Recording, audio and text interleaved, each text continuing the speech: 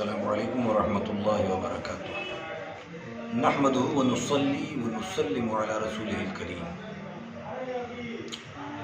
الصلاۃ والسلام علیک یا رسول اللہ وعلی آلک واصحابک یا حبیب اللہ صلی اللہ علیہ وسلم۔ محترم ناظرین، میں آج نسبت میٹریمونیل میں حاضر آیا ہوں اور چند کلمات آپ کی گوش گزار کرنا چاہتا ہوں جو بہت ہی اہم اور قیمتی ہے، ملاحظہ فرمائیں۔ اللہ تبارک و تعالیٰ کا ہم بندوں پر بڑا احسان ہے کہ اس نے ہمیں انسان یعنی اشرف المخلوقات بنایا، تمام مخلوق میں سب سے بہتر، سب سے افضل بنایا۔ انسان اور جانوروں کے درمیان فرق کس چیز کا ہے؟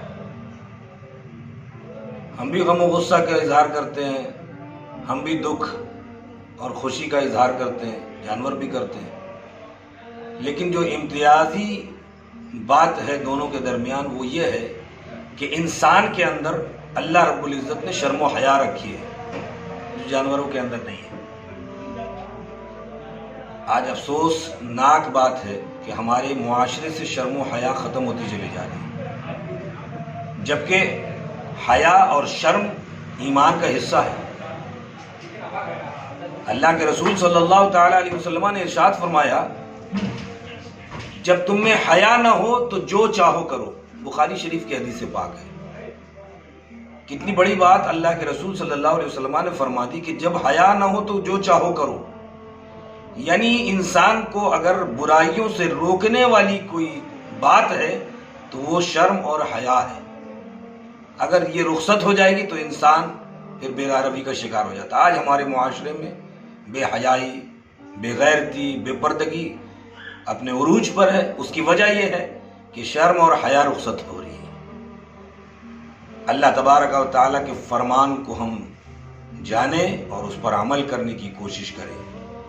حیا ایمان کا ایک اتنا قیمتی حصہ ہے، بلکہ یہ کہہ لیں کہ دونوں میں اتنی مضبوط نسبت اور تعلق ہے کہ رسول کریم صلی اللہ علیہ وسلم نے فرمایا کہ بے شک حیا اور ایمان آپس میں ملے ہوئے ہیں، جب ان میں سے ایک رخصت ہو جاتا ہے تو دوسرا بھی اٹھا لیا جاتا ہے۔ پتہ چلا کہ ایمان حیا کے بغیر مکمل نہیں اور حیا ایمان کے بغیر مکمل نہیں۔ تو ایک مسلمان کی پہچان ہے حیا، شرم۔ ایک انسان کی زینت اور خوبصورتی ہے حیا اور شرم۔ تو اس حیا اور شرم کو باقی رکھنے کے لیے اللہ رب العزت نے جو ہے ہمیں بہت سارے راستے اللہ اور اس کے رسول نے بتائے ہیں۔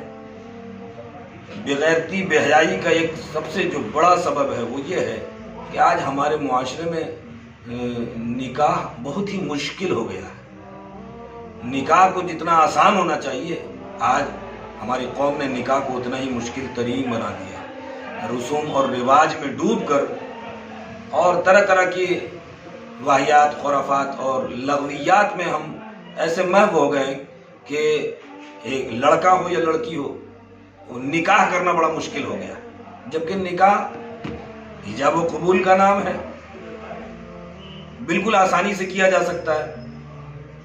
اسلامی اور سنت طریقہ ہے کہ مسجد میں نکاح پڑھا دیا جائے، لیکن اس کے آگے پیچھے اتنے رسوم و رواج کو ہم نے اتنا زیادہ اہمیت دے دیا ہے کہ ہم سمجھتے ہیں بغیر اس کے نکاح اور شادی انجام کو پہنچ ہی نہیں سکتی ہے۔ آج بہت خوشی کی بات ہے کہ ہماری جمشید پور کی سب سے بڑی تنظیم اہل سنت و جماعت، جس کے زیر اہتمام جلوس محمدی بھی نکلتا ہے، اور اسی تنظیم کے تحت مذہبی امور، فلاحی امور، رفاہی امور انجام دیے جا رہے ہیں۔ غریبوں کی امداد بھی کی جاتی ہے، اور لاک ڈاؤن کے موقع سے راشن وغیرہ بھی تقسیم کیا جاتا ہے، اجتماعی قربانی بھی ہوتی ہے۔ اس کے علاوہ سیلاب زدگان کو ریلیف بھی پہنچائی گئی جاتی ہے. تو اس طرح کے بہت سارے فلاحی مذہبی امور کے ساتھ ساتھ فلاحی اور رفاہی امور بھی ہوتے ہیں. یہ بھی ایک بہت بڑا مسئلہ ہے قوم مسلم کا کہ آج نکاح کے ساتھ ساتھ رشتے ملنا بھی بڑا مشکل ہو گیا ہے. لڑکا ہو چاہے لڑکی ہو، رشتے تلاش کرنا بڑا دشوار ہو گیا ہے. لوگ پریشان ہیں اور لوگ اپنے جوتے گھس دیتے ہیں، رشتے نہیں ملتے. تو اس کو مد نظر رکھتے ہوئے تنظیم اہل سنت و جماعت کی کے بینر تلے ہمارے سید شوکت علی صاحب کے زیر نگرانی بہت ہی عظیم پیمانے پر نسبت میٹرومونیل کا انعقاد کیا گیا ہے. اس کی بنیاد رکھی گئی اور الحمدللہ اب تک بہت سارے بایو ڈاٹا آ چکے ہیں بہت کم وقت میں، بہت آسانی کے ساتھ، فری آف کاسٹ، مفت یہ سروس ہے. اور آسانی یہ ہے کہ ہمیں رشتہ لوگوں سے پتہ کر کے پھر جانا پڑتا ہے، دیکھنا پڑتا ہے، پھر لڑکے والے آتے ہیں، لڑکی والے جاتے ہیں. یہاں یہ ہے کہ آپ آج آسانی سے آ کے بایو ڈاٹا آپ پتہ کر لیں، میچ کر لیں، اور میچ کرنے کے بعد اب اگر آپ کو مناسب لگتا ہے کہ آپ کا بیٹا ہے تو آپ کی مناسب لڑکی ملے گی، یا لڑکی ہے تو اس کے لیے مناسب لڑکا ہے، تو پھر آگے آپ خود سے بات بڑھا کے اور خود سے پھر آپ طے کر سکتے ہیں. تو اس کے لیے یہ رکھا گیا ہے. ہم اعلان کرتے ہیں تنظیم اہل سنت و جماعت کی جانب سے کہ آپ یہاں آئیں. صبح 9 بجے سے 12 بجے تک، شام میں 6 بجے سے 9 بجے تک آفس کھلا رہتا ہے. آپ آئیں اور اپنی آسانی کے لیے یہاں جو حضرات بھی رشتے کی تلاش میں ہیں وہ یہاں رابطہ قائم کریں.